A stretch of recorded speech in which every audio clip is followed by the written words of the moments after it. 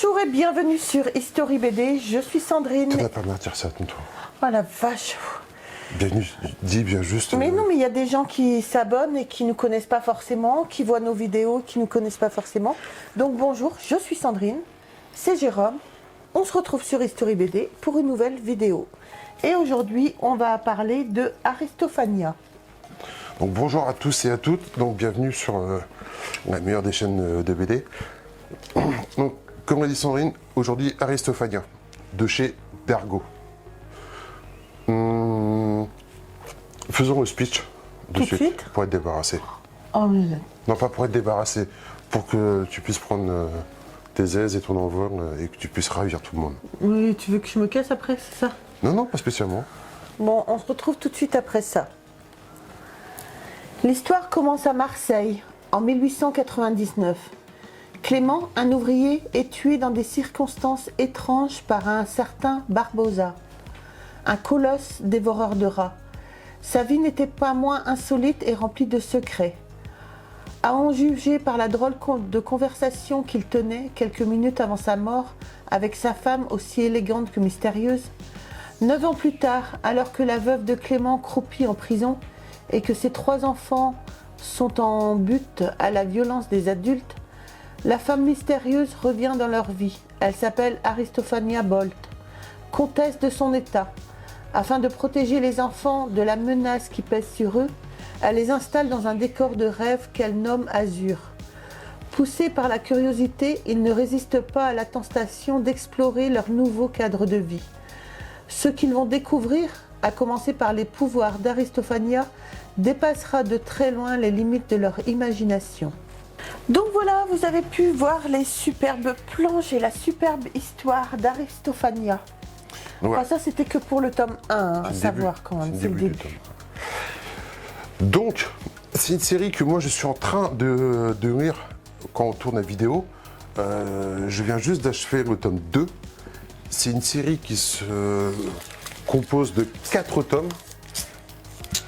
Donc voilà, pas une très grande série.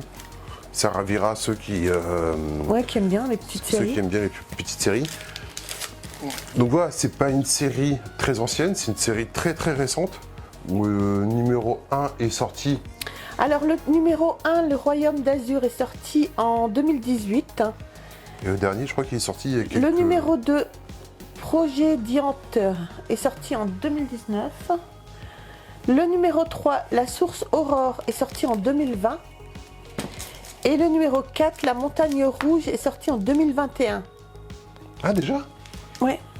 Ah, je pensais que ça faisait quelques mois que le dernier tome était sorti. Donc c'est une série que j'ai achetée sans même voir une seule planche. On avait une petite pub dans un bouquin qu'on a trouvé et on avait vu une planche dessus. Je me souviens pas. Ah bon, d'accord. Peut-être, hein, peut-être, mais je me souviens pas. Je l'ai acheté parce que c'est Dorison au scénario. Voilà, tout est dit. Et au dessin, donc on va quand même le créditer. Au dessin et couleurs, vous avez Joël Parnotte. Excellent dessinateur. Donc, j'ai acheté la série juste sur le nom de Dorison parce que c'est donc Xavier Dorison. C'est un des, je trouve que c'est un des scénaristes, comment dirais-je, pas le plus talentueux, mais pour moi, c'est un des mecs qui sort quand même du lot, quoi. Donc il a travaillé sur beaucoup de séries, il a travaillé sur Goldorak, sur la BD Goldorak. Il est un des créateurs avec Raph Meyer de la série emblématique Undertaker. Une série que je ultra kiffe depuis sa sortie. Il a travaillé sur d'autres séries que j'ai pas encore réussi à me procurer. Là, j'ai vu qu'il avait fait, j'ai vu une vidéo de lui où il parlait d'une BD qui est sortie sur un navire à 1869, un truc comme ça. Ouais. J'ai pas réussi à me procurer encore. Ah ouais, il faut absolument arriver à se la procurer celle-là. Ouais. Mais pour l'instant, tout ce que j'ai lu de Dorison, j'ai adoré. Donc voilà, c'est pour ça que j'ai pris un peu le risque d'acheter la série complète, rien que sur le nom de Dorison. Et je garantis que je ne suis pas déçu.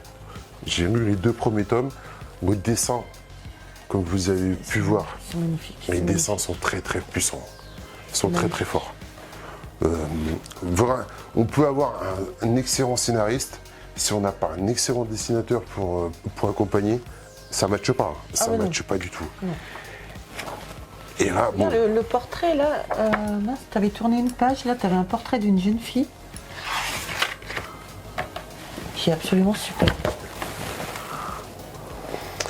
Voilà, je trouve que les dessins sont très, très sympas, très... ça colle bien, ça colle super bien. J'adore le personnage d'Aristophania. La comtesse, c'est ça qui je trouvais sympa. C'est pas une personne jeune et fringante et ou une grosse caricature. C'est une comtesse qui a dû avoir une sacrée vie. Et je trouve que le personnage est vraiment très sympa, très joli, magnifique. J'adore. Très humaine, très...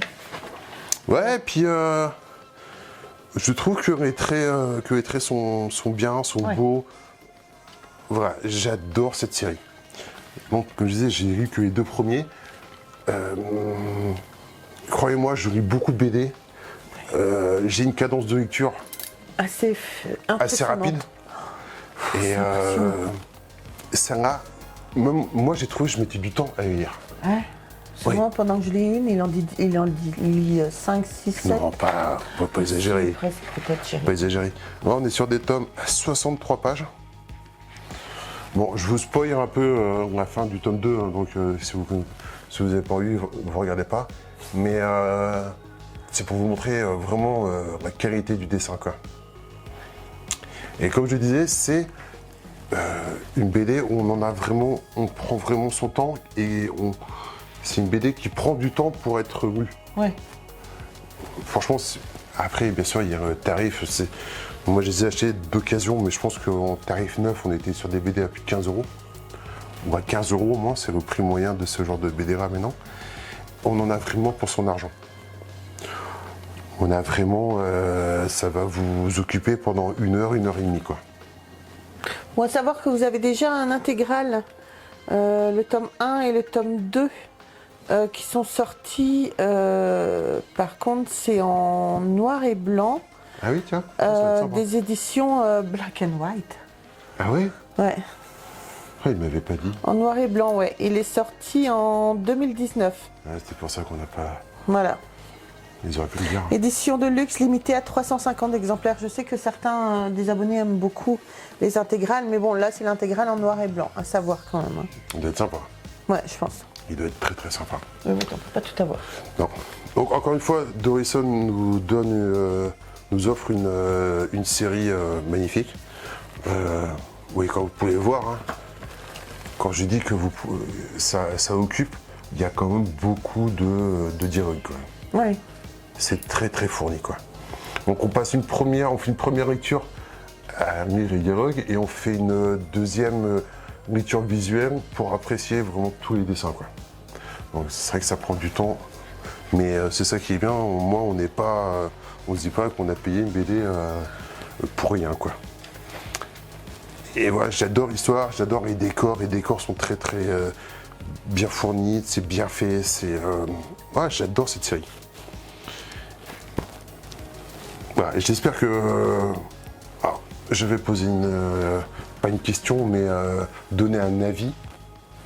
Ceux qui ont lu au moins le premier ou les 2 premiers tomes pourront me dire s'ils n'ont pas ressenti ça aussi. Donc, comme vous l'a dit Sandrine, on est dans un univers réaliste, féerique. Non, pas féerique. Comment ils disent Dark Fantasy. Ouais. Donc voilà. Donc le personnage principal, Aristophania, est une comtesse avec des pouvoirs magiques. Elle fait partie d'une confrérie dirigée par une reine-mère. Et en fin de compte, elle recueille les 3 enfants. Et la comtesse se doute que les enfants sont potentiellement destinés à pouvoir acquérir le pouvoir de l'azur. Donc elle décide de prendre sous sa protection et de les former. Donc voilà. c'est le départ de ces tomes-ci. Et bien sûr, pour que ce soit intéressant, bien sûr, il y a une guerre qui se prépare contre le roi Bani, c'est ça? Roi Bani. Le roi Bani. Bani. Bani. Donc voilà, les personnages aussi qui consistent, enfin comment dirais-je, les personnages qui font partie du camp adverse sont très intéressants. C'est très très sympa. C'est des personnages assez recherchés. Voilà. Tu dis que dans les 2 prochains tomes, ça va être très très sympa. Mais moi, ce qui m'a pas choqué, mais ça m'a fait un peu penser, alors ça a rien, c'est pour ça que je trouve bizarre, à Star Wars. Ah ouais? Ouais. Ah ouais, on n'a pas l'impression que c'est le même univers, mon chat. Non, mais quand tu regardes Star Wars, dans Star Wars, t'as Yoda, qu'on peut comparer à la comtesse. Ouais. Bon, un peu, c'est le maître ancien qui a une grande bite, ça, qui doit former Les Padawan. les jeunes. Padawan. Donc oui, enfin, les Les Padawan. jeunes Padawan. Donc là, ce sont les enfants. Et il y a une similitude, c'est que Le roi dans Star Bani. Wars... Non, oui, Roi Bani, Bani. c'est Dark Vador. Mais non, pas dans ce sens-là. M'énerve. En fin de compte, dans la BD, la source du pouvoir, c'est l'azur. Donc bien sûr, qui est plus que, enfin, qui est dans tout ce qui concerne les rivières d'eau, les étangs, tout ça. C'est là-bas, c'est là-dedans que la comtesse se ressource. Mais voilà, elle explique que l'azur est parmi la nature, dans la nature. Voilà. D'accord. Et quand tu prends Star Wars, Yoda t'explique bien que la force est dans tout ce qui les entoure. Oui. Donc voilà, ça m'a fait penser à ça. Je sais pas si c'était voulu, je sais pas si c'est moi qui suis fatigué quand j'ai vu les BD, mais voilà. Il y a peut-être un peu de ça aussi. Donc dites-moi dans les commentaires si ceux qui ont eu cette petite pensée comme moi. Donc voilà. Donc, Ils vont tous juste se demander si t'as pas fumé la moquette, quoi. comme je fume pas, je fume que des cigarettes pour l'instant. Donc voilà les amis, j'espère que vous aurez aimé cette vidéo. N'hésitez pas à nous dire si vous connaissez la série, j'ai du mal, Aristophania, ce que vous en pensez, si elle pourrait vous intéresser. N'hésitez pas à vous abonner à la chaîne, à liker, à nous retrouver sur les réseaux sociaux. Vous pouvez aussi dès maintenant, si vous le désirez, devenir membre soutien de la chaîne. Sur ce, on vous embrasse très très fort et on se retrouve bientôt pour de nouvelles vidéos. Bye. Et on refera une petite machin quand j'aurai terminé. Voilà, pour vous dire la suite. Pour vous donner la fin. Au revoir.